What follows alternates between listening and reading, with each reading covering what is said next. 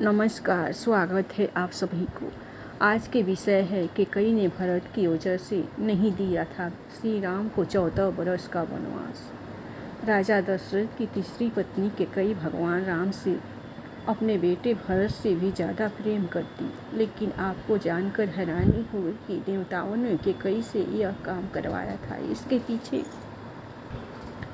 यह एक रोचक कथा है। विवाह से पहले केकई महर्षि दुर्वासा की सेवा किया करती थी। केकई की सेवा से प्रसन्न होकर महर्षि दुर्वासा ने केकई का एक हाथ वज्र का बना दिया और आशीर्वाद दिया कि भविष्य में भगवान तुम्हारी गोद में खेलेंगे। समय का पहिया चलता रहा और केकई का विवाह राजा दशरथ से हो गया।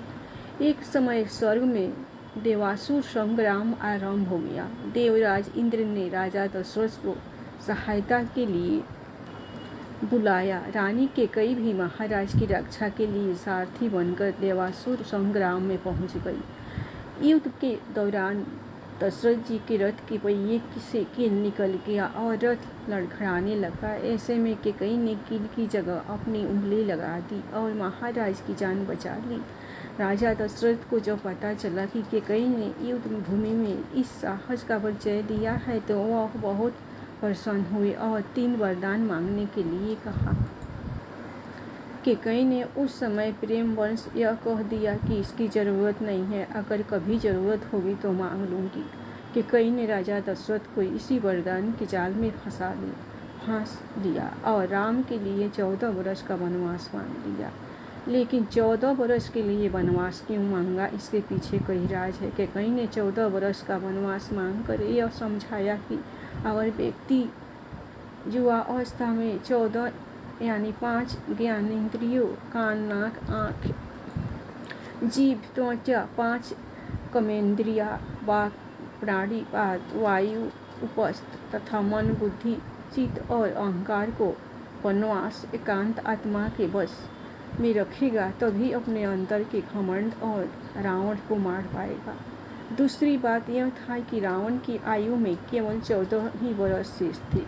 प्रश्न उठता है कि यह बात केकई कैसे जानती थी। एक घटना घट तो रही थी अयोध्या में, लेकिन योजना देवलोक की थी। कोप भवन में कोप का नाटक हुआ था। केकई को राम पर भरोसा था लेकिन दशरथ को नहीं था, इसलिए उन्होंने पुत्र मोह में अपने प्राण गंवा दिए और केकई हर जगह बदनाम हो गई। आज सुपिटारी तासु सिर गई, गिरा मति फेरी। सरस्वती ने मंथरा की मति में अपनी योजना डाल दी। उसने केकई को वही सब समझाया और कहने को उकसाया जो सरस्वती को करवाना चाहती थी। इसके सूत्रधार स्वयं श्री राम थे। उन्होंने ही यह योजना तैयार की थी। माता केकई अर्थात जानती है, जो नारी युद्ध भूमि में दशरथ के प्राण बचाने के लिए अपना हाथ रथ के धुरी में लगा सकती है, रथ संचालन की कला में दक्ष है, वह राजनीतिक परिस्थितियां से अनजान कैसे रह सकती है। केकई चाहती थी कि मेरे राम का पावन यश 14 भुवनों में फैल जाए और यह बिना तय और बिन रावण वध के संभव नहीं था। केकई जानती थी कि अगर राम अयोध्या के राजा बन जाते हैं तो रावण का वध नहीं कर पाएंगे। इसके लिए वन में तप जरूरी थी। केकई चाहती थी कि राम केवल अयोध्या के ही सम्राट न बनकर रह जाए, वह विश्व के समस्त प्राणियों के हृदयों के सम्राट भी बने। उसके लिए राम को अपनी साधित शोधित इंद्रियों तथा अंतकरण को तप के द्वारा तदर्थ सिद्ध करना होगा। देवलोक में बनाई गई इस योजना का केंद्र राक्षस का वध था। महाराज अनर्य के इस श्राप का समय पूर्ण होने में 14 ही वर्ष शेष थे, जो श्राप उन्होंने रावण को दिया था। मेरे वंश का राजकुमार तेरा वध करेगा, जिससे भगवान राम ने रावण का वध किया और देवलोक की योजना पूरी की। रामायण और महाभारत दोनों में ही 14 वर्ष वनवास की बात हुई है।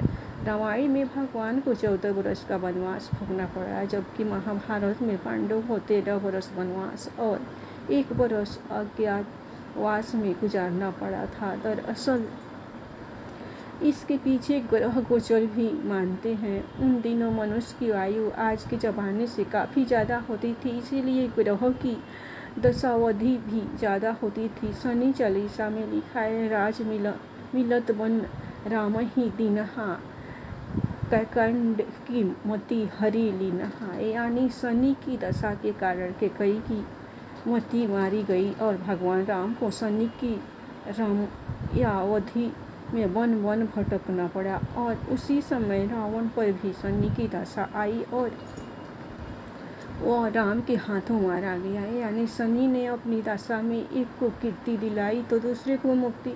दोस्तों, आपको यह पौराणिक कथा कैसी लगी कमेंट करके बताएं। जय श्री राम, जय हनुमान।